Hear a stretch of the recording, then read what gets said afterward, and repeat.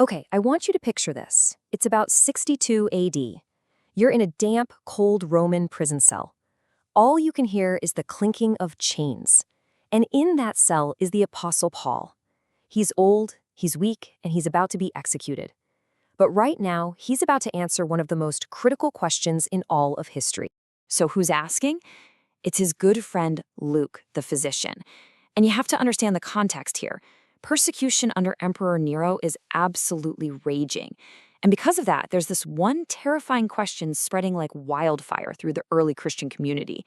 It's a question Paul knows could just shatter everything. I mean, we're talking about Christians being used as human torches to light up Nero's gardens. They're being thrown to lions for sport. So when they look at all that horror, they're asking a very, very real question. Is this whole thing, this church, is it actually worth dying for? That's the life or death situation we're diving into. And that's the question Luke brings right to Paul's cell. He's not just asking for himself, he's speaking for thousands of believers who are terrified and right on the edge of giving up. And this really gets to the heart of their fear. Is this whole thing just some religious fad? Did we give up everything, our families, our homes, our lives, for something that's just going to fizzle out and disappear? Paul knows his answer can't just be a simple yes or no. What he's about to say will completely redefine how they see everything. So Paul doesn't give them a simple pep talk. Nope, he gives them a revelation. He's about to fundamentally change their whole perspective on what the church even is. And here it is, the core of his answer. Paul says the church, it's not a building, it's not an organization, it's a living, breathing body, the body of Christ on earth. Think about it. He reminds Luke of his own conversion, back when he was persecuting Christians. Jesus didn't say, "Why are you persecuting my followers?" He said, "Why are you persecuting me?" You see? The two are inseparable. When you touch the church, you are literally touching Christ himself. This idea really shows what Paul calls God's eternal purpose. You have to remember, for centuries, Jews and Gentiles were mortal enemies. They were separated by these massive walls of hostility, both literal and cultural. Paul explains that a huge part of the church's purpose is to just demolish those walls, to take these two warring groups and create one single new family, what he calls one new man. This had never, ever happened before in human history. It was a total game changer. And the way this new temple is built, well, it's just breathtaking. The old temple in Jerusalem, that was made of stone. This new temple, the church, is built out of people. Every single believer is a living stone, and Christ himself is the cornerstone, the one piece that holds the entire structure together. It literally becomes the place where God lives on earth. Paul's point is that when the church gathers, heaven and earth intersect. Okay, so that's a pretty profound idea, right? But it naturally leads to another big question, and this is one that feels just as modern today as it did back then in that Roman prison.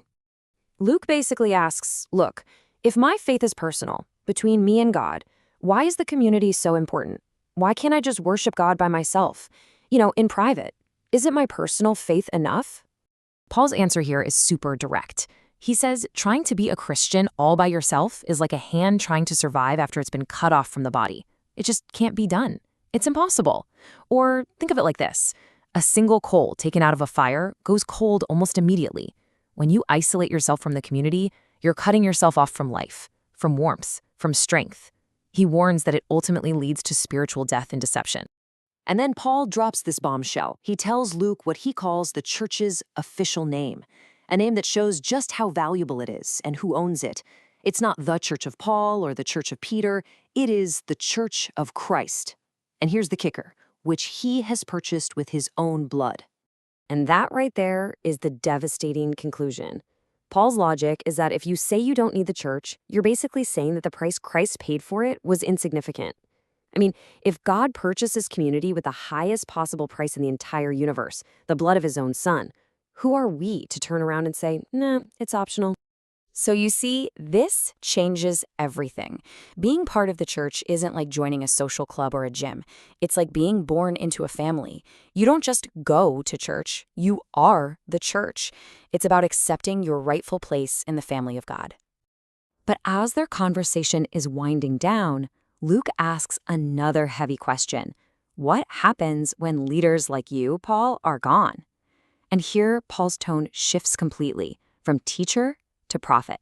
Paul gives this absolutely chilling prophecy. He says, "After I leave, I know that savage wolves will come in and attack the flock." But then he says something even scarier. The biggest threat won't come from the outside. It will come from within your own ranks, people who twist the truth for power or for profit. He's saying the greatest danger to the church isn't persecution from Rome. It's the poison of corruption from the inside. And wow, has history proven him right. So just when it sounds completely hopeless, Paul pivots one final time. Even after that terrifying warning, his confidence in the church's ultimate future is just absolute, completely unshakable. So where does this confidence come from? It's not in clever leaders or human strategies. No, it's rooted in a direct promise from Jesus Christ himself. Remember when he said, "I will build my church, and the gates of hell shall not prevail against it." That's the bedrock. The organized power of death itself cannot and will not defeat his church. And Paul explains this incredible paradox.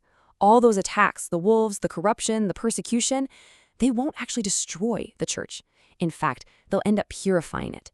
It's like putting gold in a fire to burn off all the impurities. These trials are designed to burn away the hypocrisy and the weakness, leaving something pure and strong behind. The church's survival is guaranteed because its leader, its head, is Jesus Christ himself. So this basically lays out the entire roadmap for the church.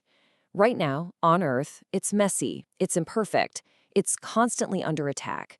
But through all those trials, it's being purified. And it's all leading to this one moment, when it will be presented to Christ as a beautiful, glorious bride. That, Paul says, is its ultimate destiny, to be the eternal home of God. And then, as the guards come to drag him off to his execution, Paul gives Luke one last powerful charge. He says, "Listen, it's not our job to preserve the church. Christ will take care of that. Our job is actually simpler and a whole lot harder. Our job is to be the church." And that's how this message from a dark Roman prison 2,000 years ago lands right in our laps today. If all this is true, if the church really is the living body of Christ, bought with his blood and destined for glory, then what does that mean for us? What does it mean for how we live, how we treat each other, and how we see our place in it, right here, right now?